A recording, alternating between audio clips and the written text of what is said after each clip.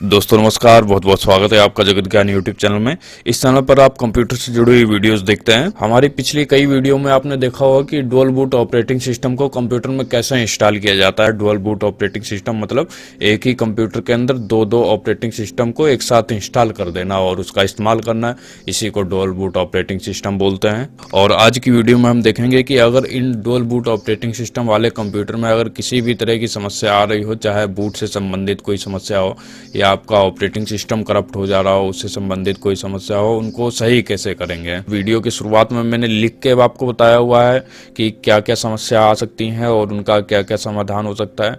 और लिखे हुए पे थोड़ा ज़्यादा ध्यान दीजिएगा क्योंकि ये स्पेशल है, इसको समझ जाएंगे तो आपको प्रैक्टिकल देखने की जरूरत कम ही पड़ेगी।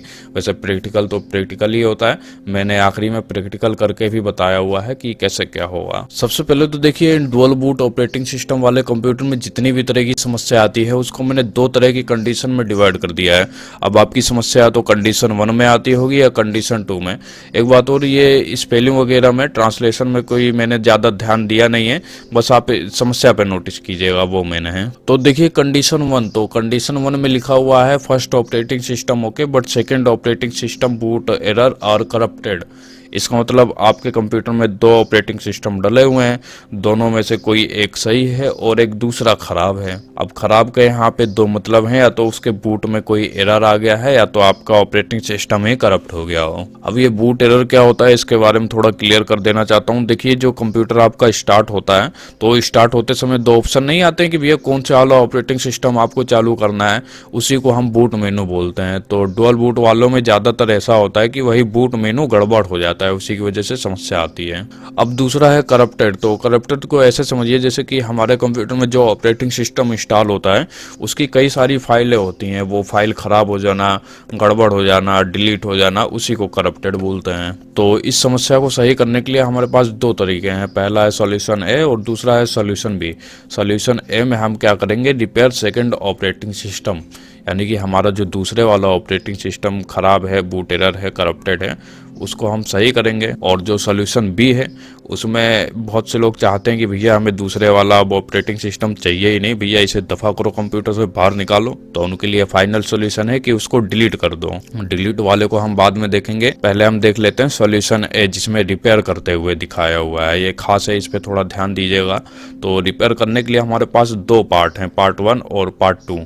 पार्ट 1 में हम क्या करेंगे, उसका जो बूट मेनू है उसको रिपेयर करने की कोशिश करेंगे। उसमें जो फंक्शन आते हैं कि कौन से वाला ऑपरेटिंग सिस्टम चालू करना है उसको मॉडिफाई वगैरह करेंगे। इसके लिए हमें एक सॉफ्टवेयर डाउनलोड करना पड़ेगा जिसका नाम होगा EGBCD, और जो हमारा बूट मेनू है अभी का उसको पूरा डिलीट कर देंगे।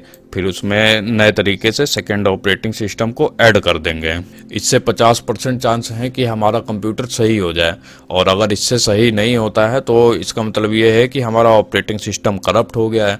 तो करप्टेड के लिए हम आएंगे पार्ट 2 में। पार्ट 2 करप्टेड के लिए स्पेशल है। यहाँ पे हम क्या करेंगे, एक मैक्रियम रिफ्लेक्ट नाम का सॉफ्टवेयर कंप्यूटर में डाउनलोड करेंगे, इंस्टॉल करेंगे, उसकी एक बूटेबल पेन ड्राइव बनाएंगे, कंप्यूटर को बूट करेंगे, सॉफ्टवेयर को ये बताएंगे कि भैया ये वाला ऑपरेटिंग सिस्टम है, इस डिस्क में इंस्टॉल था, ये देखो क्या हो गया इसे। वो सॉफ्टवेयर क्या करेगा कि उसकी जो भी फाइल वगैरह करप्ट हो गई हैं उसको रिकवर करने की कोशिश करेगा। वहाँ पे आपके पास 50% चांस रहते हैं कि वो सही हो जाए, और अगर नहीं सही होता है तो आप आएंगे सॉल्यूशन बी पे। सॉल्यूशन बी में ऐसा होगा कि हम सेकेंड ऑपरेटिंग सिस्टम को डिलीट कर देंगे। डिलीट करने के लिए क्या है कि वही EGBCD वाला सॉफ्टवेयर डाउनलोड करके इंस्टॉल कर लेना है, और स्टेप 2 में उस सॉफ्टवेयर के अंदर जाना है। वो जो शुरुआत में हमारे कंप्यूटर में ऑप्शन नहीं आते हैं कि भैया कौन सा वाला ऑपरेटिंग सिस्टम चालू करना है, ये वाला या वो वाला, तो वहाँ पे हम दूसरे वाले को हटा देंगे लिस्ट में, यानी कि कंप्यूटर हमसे ना पूछे कि भैया कौन से वाला चालू करना है। और उसके बाद स्टेप 3 में हम ऐसा करेंगे, जो सेकेंड ऑपरेटिंग सिस्टम के लिए हमने डिस्क बनाई थी, सेकेंड ऑपरेटिंग सिस्टम की पार्टीशन थी, उसको फॉर्मेट कर देंगे। इससे आपका सेकेंड ऑपरेटिंग सिस्टम जो कि खराब था वो डिलीट हो जाएगा, ना रहेगा बस, ना बजेगी बांसुरी। फिर आप चाहें तो दोबारा से नया ऑपरेटिंग सिस्टम इंस्टॉल कर सकते हैं। अब इसके बाद आती है कंडीशन 2। तो कंडीशन 2 में हमारे पास क्या समस्या है कि हमारे हमारे कंप्यूटर में 2 ऑपरेटिंग सिस्टम इंस्टॉल है। समस्या है कि दोनों के दोनों ही हरामखोर निकम्मे हैं, दोनों ही नहीं स्टार्ट हो रहे हैं, दोनों ही नहीं चल रहे हैं। अब इस समस्या से निपटने के लिए हमारे पास एक ही सोल्यूशन है, लेकिन इस सोल्यूशन के अंदर 2 पार्ट हैं। तो पार्ट 1 में हम क्या करेंगे, वही मैक्रियम रिफ्लेक्ट वाला सॉफ्टवेयर डाउनलोड करेंगे, इंस्टॉल करेंगे और उसकी बूटेबल पेन ड्राइव बनाएंगे, फिर उसे कंप्यूटर में कनेक्ट करेंगे, यानी कि कंप्यूटर को बूटेबल पेन ड्राइव से बूट करवा देंगे। वही सॉफ्टवेयर ओपन हो जाएगा और सॉफ्टवेयर के अंदर जाएंगे हम, सॉफ्टवेयर को बोलेंगे भैया ये हमारा ऑपरेटिंग सिस्टम था, ये इस डिस्क में इंस्टॉल था, इसको ऐसे ऐसे ये करप्ट हो गया है, इसे आप सही कर सकते हो तो सही कर दो। सॉफ्टवेयर अपनी पूरी ताकत लगाएगा, कोशिश करेगा सही हो जाए। अगर हो जाएगा तो बिल्कुल मजा आ गया, बल्ले बल्ले। लेकिन ध्यान दें, इस काम के लिए आपको एक दूसरे सही कंप्यूटर की जरूरत पड़ेगी। उसी के जरिए आप मैक्रियम रिफ्लेक्ट सॉफ्टवेयर डाउनलोड करेंगे, इंस्टॉल करेंगे, उसकी बूटेबल पेन ड्राइव बनाएंगे। अब अगर इससे भी नहीं सही होता है तो अब हम भगेंगे पार्ट 2 की तरफ। पार्ट 2 में क्या है कि भैया हम अपना कोई नया ऑपरेटिंग सिस्टम इंस्टॉल कर लेंगे। ये खराब है तो इनका तो कुछ हो नहीं सकता है, दफा करो इनको। क्योंकि कंप्यूटर हमारे पास मानो जैसे शरीर हो और ऑपरेटिंग सिस्टम उसकी आत्मा होती है। तो एक आत्मा चली गई तो क्या हुआ, हम कंप्यूटर के भगवान हैं, हम इसके अंदर दूसरी आत्मा फूंक देंगे, उससे बढ़िया, उससे लेटेस्ट आत्मा फूंक देंगे। और कंप्यूटर में नई आत्मा कैसे डालते हैं, यानी कि कंप्यूटर में नया ऑपरेटिंग सिस्टम कैसे इंस्टॉल करते हैं, इसके लिए हमारे चैनल पे कई सारे वीडियो हैं, आप देख सकते हैं, लिंक मैं डिस्क्रिप्शन में भी दे दूंगा। तो अब तक आपने ये समझ लिया होगा कि डुअल बूट से संबंधित किसी भी तरह की समस्या हो, उससे बाहर निकलने के लिए हमारे पास 4 रास्ते हैं। और अब मैं प्रैक्टिकल दिखाने जा रहा हूँ। प्रैक्टिकल में हम सबसे पहले देखेंगे EGBCD सॉफ्टवेयर कैसे डाउनलोड होगा, कैसे इंस्टॉल होगा, कैसे इसके जरिए सही होगा। अगर सही हो गया तो ठीक है, नहीं तो हम मैक्रियम रिफ्लेक्ट वाला सॉफ्टवेयर डाल के देखेंगे। इससे सही हो गया तो ठीक है, नहीं तो हमारा ऑपरेटिंग सिस्टम खराब हो गया है, इसको हम कंप्यूटर से बाहर निकालेंगे। उसके बारे में देखेंगे, ये EGBCD के द्वारा ही होगा, तो ये भी देख लेंगे। और जो कंडीशन 2 है, इसके स्टेप मेरे को आपको प्रैक्टिकल करके दिखाने की जरूरत नहीं है, क्योंकि आप ध्यान से देखिए, इसके जो भी स्टेप हैं वो कंडीशन 1 से ही उठाए गए हैं। तो आप कंडीशन 1 का प्रैक्टिकल देख लीजिए, समझ जाएंगे आप। चलिए शुरू करते हैं। सबसे पहले EGBCD सॉफ्टवेयर से बूट मेनू कैसे मॉडिफाई करते हैं, कैसे एडिट करते हैं, कैसे उसमें बदलाव करते हैं, इसके बारे में देख लेते हैं। इसके लिए ब्राउजर पे आ जाइए, यहाँ पर EGBCD लिख के सर्च कर देंगे। अब सबसे ऊपर वाली वेबसाइट पर आ जाइए, वेबसाइट ओपन हो जाएगी।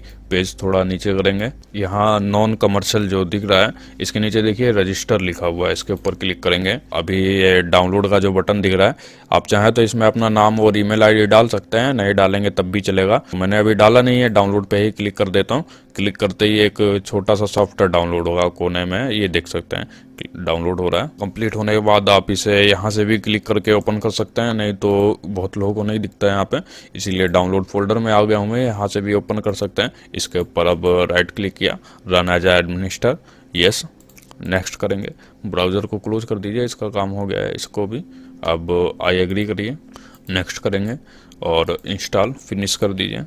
यहाँ पर ओके करेंगे, फिर से ओके करिए। अब यहाँ पे देखिए जो व्यू सेटिंग का टैब है, इसमें आपके कंप्यूटर की बूट मेनू की इस समय क्या सेटिंग है उसके बारे में दिखाया हुआ है। आपने ध्यान दिया होगा, मैंने जब अपना कंप्यूटर चालू किया तो कंप्यूटर मेरे से पूछ रहा था कि भैया विंडोज 7 चालू करोगे या विंडोज 10, और उनमें वहाँ पे सबसे ऊपर था विंडोज 7 और उसके बाद उसके नीचे था विंडोज 10, क्योंकि यहाँ पे आप देख सकते हैं डिफ़ॉल्ट में विंडोज 7 सेट हो रखा है। और वहाँ पे जो टाइमिंग आती है वो 30 सेकंड के लिए आती है, और वो किस डिस्क में इंस्टॉल है, वो C डिस्क में इंस्टॉल है। पूरा डाटा आप यहाँ पे देख सकते हैं। और उसके बाद है विंडोज 10, तो विंडोज 10 कौन सी डिस्क में इंस्टॉल है उसका भी पूरा डाटा है यहाँ पे। अब चलिए मैं ये सारी सेटिंग डिलीट कर देता हूँ, और उसके बाद कैसी सेटिंग होती है, किस तरह से होनी चाहिए, उसके बारे में आपको बताऊँगा। तो एडिट बूट मेनू पे आ गए, इसको मैं डिलीट करने जा रहा हूँ, आपको सिर्फ दिखाने के लिए मैं कर रहा हूँ, आप उसके बाद अपनी मर्जी से अपनी ज़रूरत के हिसाब से इस्तेमाल करिएगा। डिलीट कर दिया, अब सेव कर देते हैं।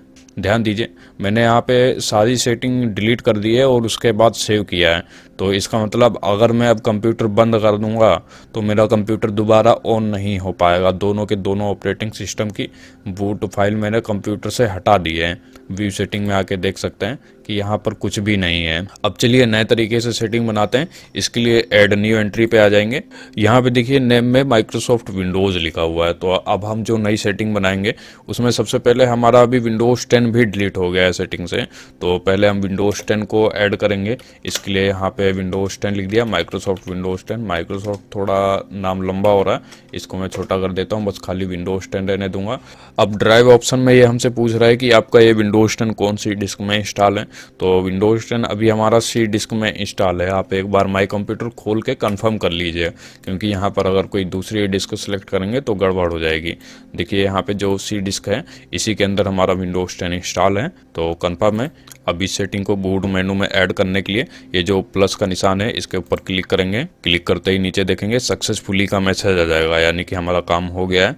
अब बस इतने से ही काम नहीं बनेगा, एडिट बूट मेनू पे आइए। यहाँ पे आपने जो विंडोज 10 ऐड किया है वो दिखेगा, इसको सिलेक्ट करिए और मार्क लगा के डिफ़ॉल्ट पे सेट कर देंगे, यानी कि ये डिफ़ॉल्ट होना चाहिए। उसके बाद नीचे देखिए काउंट डाउन फ्रॉम 30 सेकंड के लिए लिखा हुआ है, तो ये वही है जो शुरुआत में ऑप्शन नहीं आता है, उसमें वहाँ पे काउंटिंग चलती रहती है, 1 2 30 तक चलती है काउंटिंग। उसको आप घटाना बढ़ाना चाहते हैं तो वो यहाँ पे आप कंट्रोल कर सकते हैं। और ऊपर देखिए स्किप वाला ऑप्शन दिया हुआ है। स्किप वाले ऑप्शन का इस्तेमाल हम तब करेंगे जब डुअल ऑपरेटिंग सिस्टम हमें कंप्यूटर से हटाना होगा, तो इसके बारे में हम आगे बात करेंगे।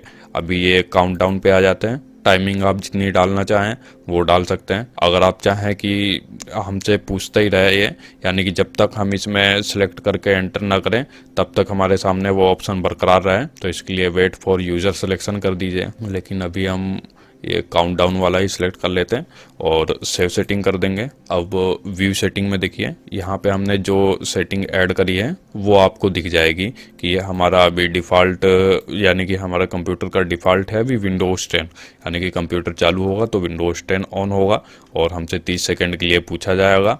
और ये कौन सी डिस्क में कहाँ पर इंस्टॉल है ये उसकी लोकेशन है। अब इसके अंदर हम विंडोज 7 को भी ऐड करना चाहते हैं, तो ऐड न्यू एंट्री पे आ गए। यहाँ पे नेम में विंडोज 10 लिखा हुआ है। अब हम डाल देते हैं विंडोज 7 और ये कौन सी डिस्क में इंस्टॉल है, तो सी में तो हमारा विंडोज 10 इंस्टॉल है। ये कंप्यूटर खोल के देख लेते हैं, कंफर्म करना यहाँ पे ज़रूरी होता है। ये देखिए सी में 10 है, डी में हमारा विंडोज 7 है। यहाँ पे हम फिर डी डिस्क सेलेक्ट कर लेते हैं, डी, और प्लस पे क्लिक करके ऐड करेंगे। नीचे फिर से सक्सेसफुली का मैसेज आ गया है। अब एडिट बूट मेनू पे आ जाएंगे और जो सेटिंग हमने सेट करी थी, इन सेटिंग के बारे में मैंने आपको बताया भी था, वो सब एक बार रीचेक कर लेंगे। लेकिन अब अगर आप चाहते हैं कि विंडोज 7 हमारा डिफ़ॉल्ट हो जाए तो इसको भी आप कर सकते हैं, ये आपकी मर्जी है। डिफ़ॉल्ट होने का मतलब यहाँ पे ये होता है कि कंप्यूटर जब चालू होगा आप कोई बटन वटन नहीं दबाओगे और विंडोज 7 आपका चालू हो जाएगा, तो जो डिफ़ॉल्ट रहता है वही अपने आप चालू हो जाता है। इसके अलावा यहाँ पे आप इसे रीनेम भी कर सकते हैं चाहें तो, साथ ही इन ऑप्शन को ऊपर नीचे भी कर सकते हैं। तो मैं अभी विंडोज 7 नीचे है, मैं इसे ऊपर कर देता हूँ। अब सेव सेटिंग करेंगे और व्यू सेटिंग में आके एक बार ये सब सेटिंग कंफर्म कर लेते हैं। अब यहाँ पे देखिए विंडोज 7 मैंने डिफ़ॉल्ट सेट कर दिया है और विंडोज 7 कहाँ पे इंस्टॉल है, डी डिस्क में इंस्टॉल है। तो जब कंप्यूटर स्टार्ट होगा डी डिस्क में ये जाएगा और ये फाइल देखेगा, फाइल मिल जाएगी तो विंडोज 7 हमारा चालू कर देगा। और उसके बाद जो दूसरी एंट्री है वो है विंडोज 10 की। बाकी इसके बारे में क्या होता है ना, ये सब तो मैं आपको बता ही चुका हूँ।